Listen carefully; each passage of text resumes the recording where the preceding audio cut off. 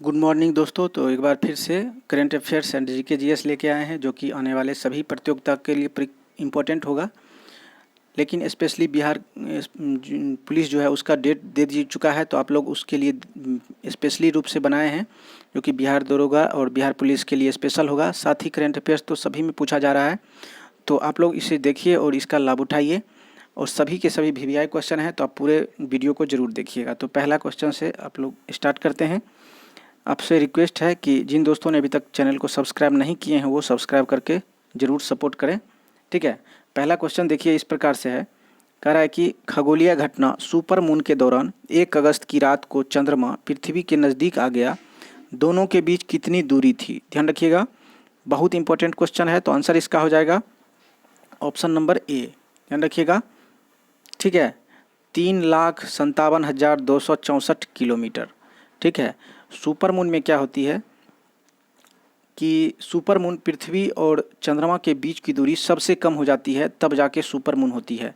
इस वजह से क्या होता है कि चांद सबसे बड़ा और सबसे ज़्यादा चमकीला दिखता है। ध्यान रखिएगा, 1 महीने में 2 सुपर मून होता है तो उसे ब्लू मून कहा जाता है, ठीक है। 1 महीने में 2 सुपर मून होता है तो क्या उसे कहा जाता है? ब्लू मून कहा जाता है।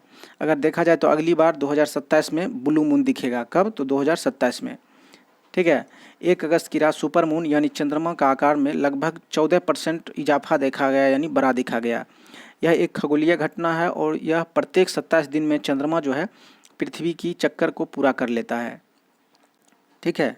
ध्यान रखिएगा, 1 अगस्त 2023 को चांद जो है वह 30% ज़्यादा चमकीला दिख रहा था। तो बहुत इंपॉर्टेंट क्वेश्चन है, पूछा जा सकता है कि जो है ब्लू मून कब होता है? तो 1 महीने में जब 2 सुपर मून होता है तो उसे ब्लू मून कहा जाता है। अगली बार 2027 में ब्लू मून दिखेगा।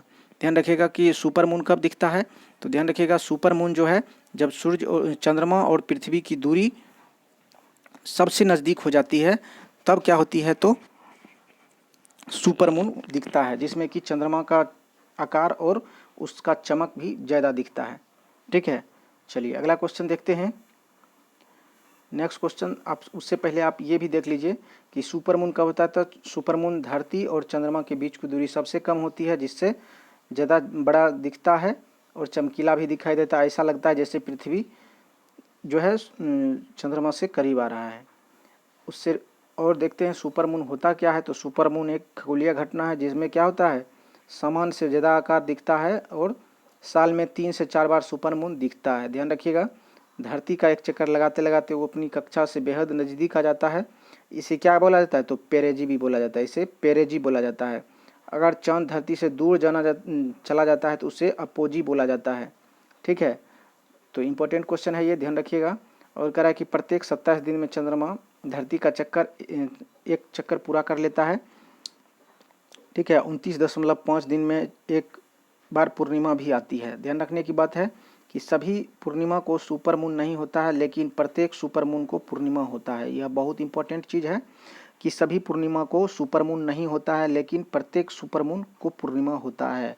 ध्यान रखिएगा, इस टाइप के क्वेश्चन बार बार पूछे जाते हैं। तो चलिए अगला क्वेश्चन देखते हैं। नेक्स्ट क्वेश्चन कह रहा है कि केंद्र सरकार की किस एजेंसी लैपटॉप, टैबलेट और कंप्यूटर के आयात पे प्रतिबंध लगा दिया है? आंसर क्या हो जाएगा? तो DGFT, ऑप्शन नंबर ए हो गया। DGFT जो है वह विदेश व्यापार महानिदेशालय है। इसके तहत विदेशी व्यापार के संबंध एवं कानून को लागू करवाती है, ठीक है।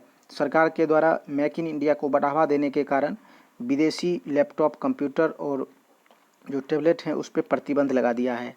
हालांकि इसमें यह भी कहा गया है कि जो भी वैध रूप से, कानूनी रूप से लाइसेंस जिन्हें प्राप्त है वो जो है सरकार से रिक्वेस्ट करके जो है वहाँ अपना व्यापार कर सकता है। तो आंसर क्या हो जाएगा? ऑप्शन नंबर ए, ठीक है, विदेशी व्यापार महानिदेशालय DGFT। नेक्स्ट क्वेश्चन देखते हैं।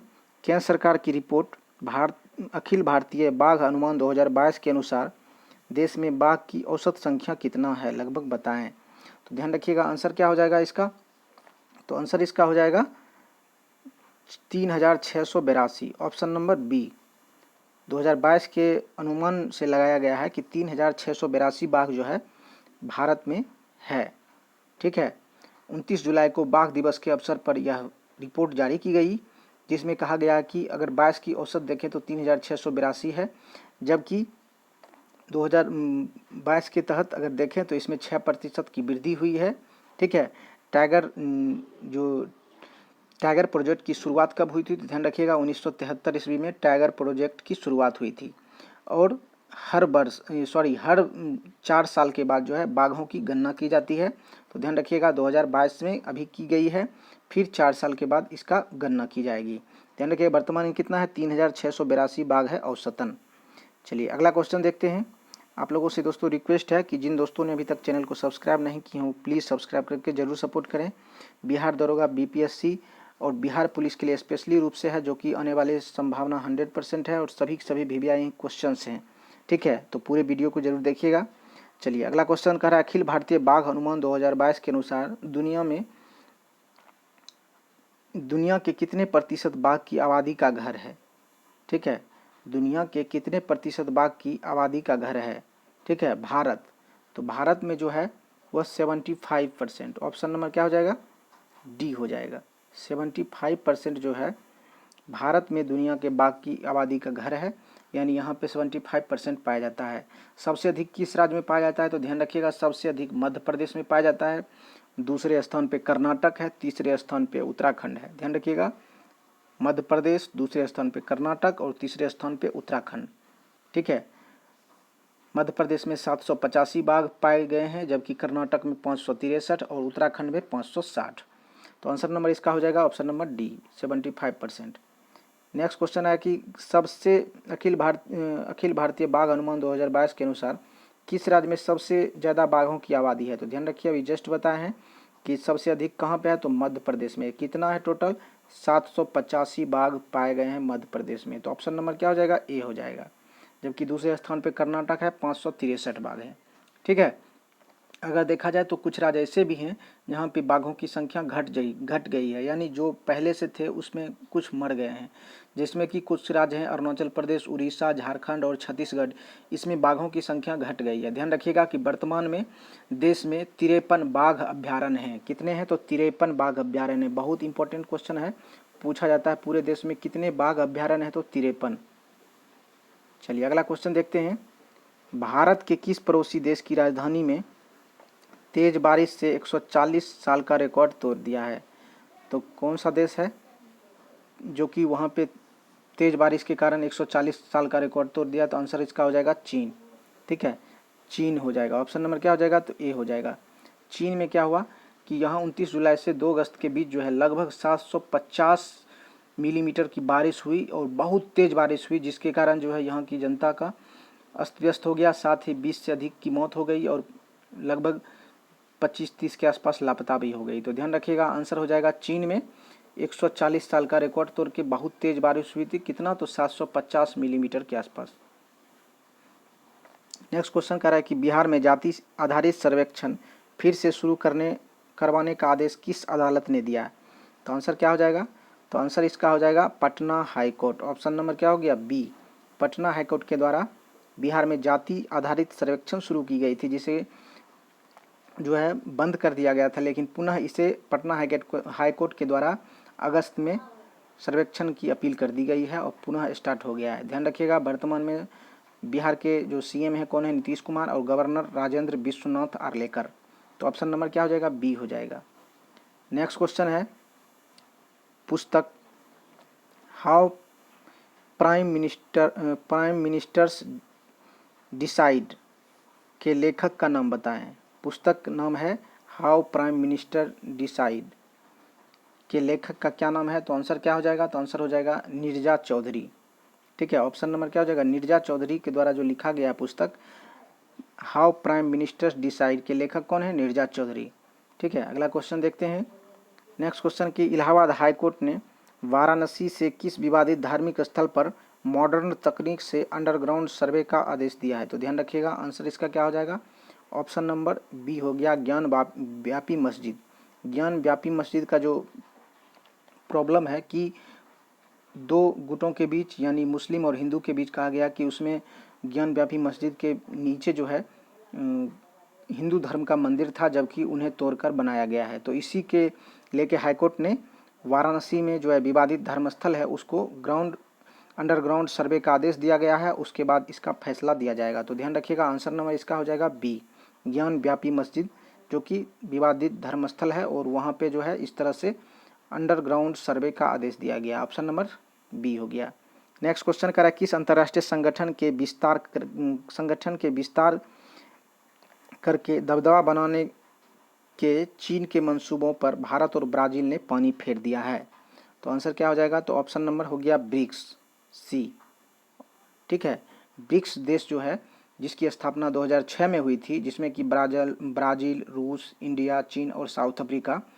तो उन्होंने चीन के मंसूबे पे पानी फेर दिया है, क्योंककि चीन जो चाहता था वो अपना दबदबा जो है ब्रिक्स पे बने रहे, तो इसलिए जो है उन्होंने ये चाह रहा था। तो वर्तमान में ब्रिक्स जो है दुनिया का 42% आबादी और सकल घरेलू उत्पाद का लगभग 23% हिस्सा यानी हिस्सेदारी रखता है। तो ध्यान रखिएगा, तो चीन अपना दबदबा बनाना चाहता था, लेकिन जो है भारत और ब्राज़ील ने इस पर पानी फेर दिया। तो आंसर नंबर क्या हो जाएगा, ब्रिक्स हो जाएगा। ब्रिक्स की स्थापना 2006 में हुई थी। कौन कौन से देश थे, तो ब्राज़ील, रूस, इंडिया, चीन और साउथ अफ्रीका। ठीक है, आंसर नंबर सी हो जाएगा। नेक्स्ट क्वेश्चन कर रहा है कि विश्व मौसम विज्ञान संगठन की report state of the climate in India 2022 के अनुसार गांधी आंधी, तूफान और वज्रपात से 2022 में कितने लोगों की मृत्यु हुई है यानी मौत हुई है। आंसर क्या हो जाएगा, तो ऑप्शन नंबर डी हो जाएगा, यानी 1200 आदमी की जो है मौत हो चुकी है, जिसमें कि state of climate the climate in India 2022 के अनुसार आंधी, तूफान और चक्रवात से जो है 1200 आदमी की मौत हो चुकी है। ध्यान रखिएगा, जिसमें तूफान, वज्रपात, बिजली उजली जो गिरता है, इस सभी को काउंट किया गया है। तो आंसर नंबर इसका डी हो जाएगा। ध्यान रखिएगा, विश्व मौसम विज्ञान संगठन की रिपोर्ट आई थी, उसी के आधार पर ये आंकड़ा दिया गया है। नेक्स्ट क्वेश्चन कह रहा है कि उसी से संबंधित क्वेश्चन है कि विश्व मौसम विज्ञान संगठन report state of the climate in India 2022 के अनुसार बाढ़ से 2022 में कितने लोग जो है भारत में मौत हुई है। सिर्फ बाढ़ से कहा गया, ध्यान रखिएगा, बाढ़ से जो है लगभग 2000 प्लस की मृत्यु हो चुकी है। तो ऑप्शन नंबर क्या हो जाएगा, सी हो जाएगा। विश्व मौसम विज्ञान संगठन ने कहा है कि एशिया में सबसे ज़्यादा आपदा संवेदनशील क्षेत्र है एशिया, जहाँ पे मौसम, जलवायु और पानी से लोग ज़्यादा प्रभावित होते हैं, और इस प्रकार बाढ़ से जो है 2022 में 2000 से अधिक की मौत हो चुकी है। तो ध्यान रखिएगा, ऑप्शन नंबर इसका सी हो जाएगा। नेक्स्ट क्वेश्चन संबंधित है, अगला क्वेश्चन देखते हैं। कह रहा है कि लोकमान्य तिलक राष्ट्रीय पुरस्कार 2023 जो है वर्ष 2023 में किसे सम्मानित किया गया है। लोकमान्य तिलक राष्ट्रीय पुरस्कार जो है किसे सम्मानित किया गया है। तो आंसर इसका क्या हो जाएगा, तो आंसर इसका हो जाएगा Narendra Modi, option number B को, नरेंद्र मोदी को ही सम्मानित किया गया है। ध्यान रखिएगा, नरेंद्र मोदी को जो सम्मानित किया गया, कहाँ पे किया गया, तो पुणे में एक समारोह आयोजित हुई थी, और उसी में 1 अगस्त 2023 को यह सम्मान नरेंद्र मोदी को दी गई। ध्यान रखिएगा, यह पुरस्कार पाने वाले नरेंद्र मोदी 41वें व्यक्ति है। इससे पहले बहुत सारे प्रधानमंत्री पाए हैं यह पुरस्कार, यानी लोकमान्य तिलक पुरस्कार। तो कौन कौन थे, तो अटल बिहारी, इंदिरा गांधी और मनमोहन सिंह को भी यह पुरस्कार प्राप्त हो चुका है। तो भारत के जो ये पुरस्कार है लोकमान्य तिलक राष्ट्रीय पुरस्कार, मोदी जी 41वें व्यक्ति हैं। ध्यान रखिएगा, पूछा जा सकता है कि कितने व्यक्ति हैं, तो 41वें व्यक्ति, 41। नेक्स्ट क्वेश्चन कह रहा है कि विश्व फेफड़े का कैंसर दिवस कब मनाया जाता है। ध्यान रखिएगा, विश्व फेफड़े का कैंसर दिवस जो है कब मनाया जाता है। ध्यान रखिएगा, आंसर हो जाएगा इसका 1 अगस्त को मनाया जाता है। ऑप्शन नंबर क्या हो जाएगा, बी हो जाएगा। ठीक है, 1 अगस्त को फेफड़ा को संक्रमित और स्वस्थ रखने के लिए यह दिवस मनाया जाता है, ताकि लोगों को जागरूक किया जा सके, ताकि फेफड़े के कैंसर से बचा जा सके, धूम्रपान नहीं करे, और सभी चेतावनी भी जारी की गई है। तो ध्यान रखिएगा, विश्व फेफड़े का कैंसर दिवस जो है वह 1 अगस्त को मनाया जाता है। बहुत इंपॉर्टेंट क्वेश्चन है, ध्यान रखिएगा। नेक्स्ट क्वेश्चन देखते हैं, कह रहा है कि वर्ल्ड वाइड वेब दिवस मनाया जाता है। वर्ल्ड वाइड WWW, ध्यान रखिएगा, WWW यानी वर्ल्ड वाइड वेब दिवस जो है वह भी 1 अगस्त को ही मनाया जाता है। तो आंसर इसका क्या हो जाएगा, 1 अगस्त को। ध्यान रखिएगा, बहुत इंपॉर्टेंट क्वेश्चन है। वर्ल्ड वाइड वेब, इसका जो है आविष्कार किसने किया था, तो वर्ल्ड वाइड वेब के जो आविष्कार किए थे वह टिम बर्नर्स-ली की थी। ध्यान रखिएगा, टिम बर्नर्स-ली। ठीक है, इंटरनेट के संस्थापक भी इन्हें कहा जाता है। तो ध्यान रखिएगा, इन्होंने ही WWW का आविष्कार किया, यानी उसी दिवस में मनाया जाता है, यानी 1 दिवस को, 1 अगस्त को। ठीक है, तो आंसर नंबर हो गया ऑप्शन नंबर बी। अगला क्वेश्चन देखते हैं। सुप्रीम कोर्ट ने ईडी निर्देशक संजय मिश्रा का कार्यकाल कब तक बढ़ाई है? ध्यान रखिएगा, सुप्रीम कोर्ट जो है ईडी के निर्देशक संजय मिश्रा के कार्यकाल को बढ़ा दिया है। तो ध्यान रखिएगा, आंसर क्या हो जाएगा? आंसर इसका हो जाएगा 15 सितंबर को। ठीक है, 15 सितंबर, ऑप्शन नंबर क्या हो जाएगा? ए हो जाएगा। 15 सितंबर तक ईडी के जो निर्देशक हैं संजय मिश्रा, इनका कार्यकाल बढ़ा दिया गया है। हालांकि 2000 सरकार ने 2020 में ही इसका कार्यकाल को विस्तार कर रही है, यानी 2020 से ही, और पुनः जो है 31 जुलाई को आखिरी दिवस था, लेकिन पुनः इसे बढ़ाया गया। अब कितने तक रहेंगे? तो 15 सितंबर तक बने रहेंगे इन्होंने ईडी के निर्देशक के पद पे। तो आंसर नंबर क्या हो जाएगा? ए हो जाएगा, 15 सितंबर। अगला क्वेश्चन कर रहा है हिरोशिमा दिवस कब मनाया जाता है? आपको पता होगा हिरोशिमा दिवस कब मनाया जाता है? 6 अगस्त को। ऑप्शन नंबर क्या हो जाएगा? बी हो गया। 6 अगस्त को हिरोशिमा पर बम गिराया गया था अमेरिका के द्वारा, और अमेरिका के जो वहाँ के जो राष्ट्रपति थे, उन्होंने 6 अगस्त को लिटिल बॉय और 9 अगस्त को फैटमैन, ये जो है परमाणु बम गिरा गया, जिसके कारण जापान का तबाही मच गया। और वहाँ के, ठीक है, वहाँ के 2 शहरों पर गिराया गया, हिरोशिमा और नागासाकी पे। तो आंसर क्या हो जाएगा? 6 अगस्त हिरोशिमा दिवस मनाया जाता है, क्योंकि पहला बम 6 अगस्त को ही गिरा था। ठीक है, तो आंसर नंबर क्या हो जाएगा? Option number B. चलिए अगला क्वेश्चन देखते हैं। कह रहा है कि देश के कैबिनेट सचिव का नाम बताएं जिसका कार्यकाल तीसरी बार 1 साल के लिए बढ़ा दिया गया। ध्यान रखिएगा, कैबिनेट सचिव, देश के कैबिनेट सचिव, आंसर क्या हो जाएगा? तो राजीव गौबा। राजीव गौबा का कार्यकाल ऑप्शन नंबर में सी में है, तो सी आंसर हो जाएगा। राजीव गौबा का कार्यकाल तीसरी बार 1 साल के लिए बढ़ा दिया गया। ध्यान रखिएगा, बहुत इंपॉर्टेंट क्वेश्चन है। पूछा जाता है कि कैबिनेट सचिव का नाम बताएं, तो राजीव गौबा, बार बार पूछा जा चुका है, ध्यान रखिएगा। अगला क्वेश्चन देखते हैं। कह रहा है कि केंद्र सरकार ने ओएनजीसी विदेश लिमिटेड को अपग्रेड करके किस रत्न का दर्जा दिया है? ओएनजीसी को विदेशी लिमिटेड जो है ओवीएल को अपग्रेड करके किस रत्न का दर्जा दिया है? तो आंसर क्या हो जाएगा? तो आंसर हो जाएगा नवरत्न। ऑप्शन नंबर क्या हो जाएगा? बी हो जाएगा।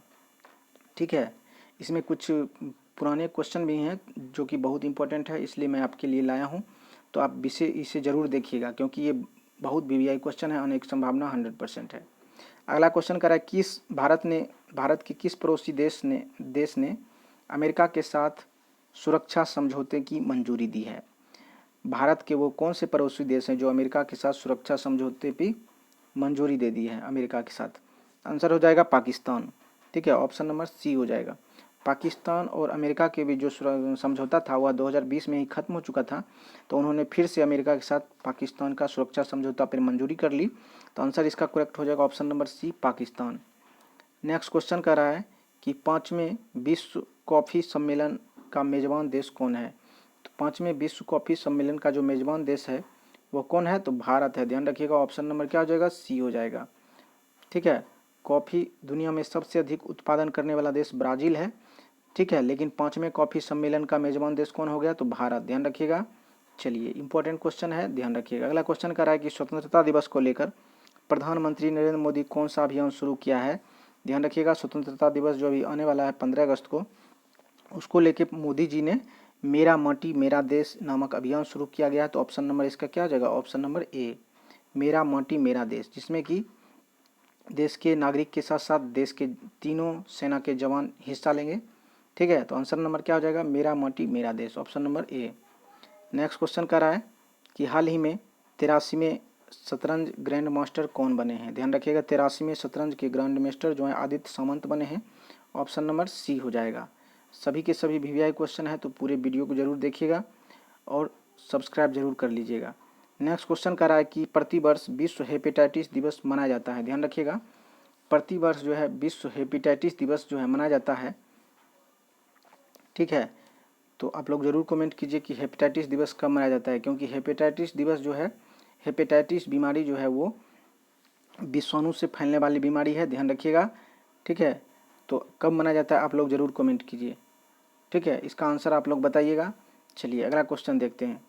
नेक्स्ट क्वेश्चन है कि हाल ही में डॉक्टर आपके गांव में योजना कहाँ लॉन्च की गई है? ध्यान रखिएगा, डॉक्टर आपके गांव में जो योजना है वह कहाँ पे लॉन्च की गई है? ध्यान रखिएगा, आंसर इसका हो जाएगा जम्मू कश्मीर में। ठीक है, जम्मू कश्मीर में डॉक्टर आपके गांव योजना को लॉन्च किया गया है, तो ऑप्शन नंबर क्या हो जाएगा, बी हो जाएगा। चलिए अगला क्वेश्चन देखते हैं। नेक्स्ट क्वेश्चन करा है कि वृक्षारोपण जन अभियान के तहत उत्तर प्रदेश सरकार ने 15 अगस्त को कितने करोड़ पेड़ जो है लगाने का लक्ष्य निर्धारित किया है। 15 अगस्त को 5 करोड़ पेड़ लगाने का लक्ष्य निर्धारित किया गया है, तो ऑप्शन नंबर इसका ए हो जाएगा। उत्तर प्रदेश सरकार के द्वारा 15 अगस्त तक 5 करोड़ पेड़ लगाने का निर्धारण किया गया है। चलिए अगला क्वेश्चन देखते हैं। तो दोस्तों ये जो है इम्पोर्टेंट क्वेश्चन था, जो कि बिहार पुलिस और बिहार एसआई, बीपीएससी, इन सभी तमाम एग्जाम में जिसमें भी करंट अफेयर्स पूछा जा रहा है तो उसमें इम्पोर्टेंट रहेगा, आने की संभावना 100% रहेगी। तो आप लोग को कैसा लगा ज़रूर कमेंट कीजिएगा और सब्सक्राइब करके सपोर्ट ज़रूर कीजिए। तो आज के लिए यहीं तक, थैंक यू, धन्यवाद।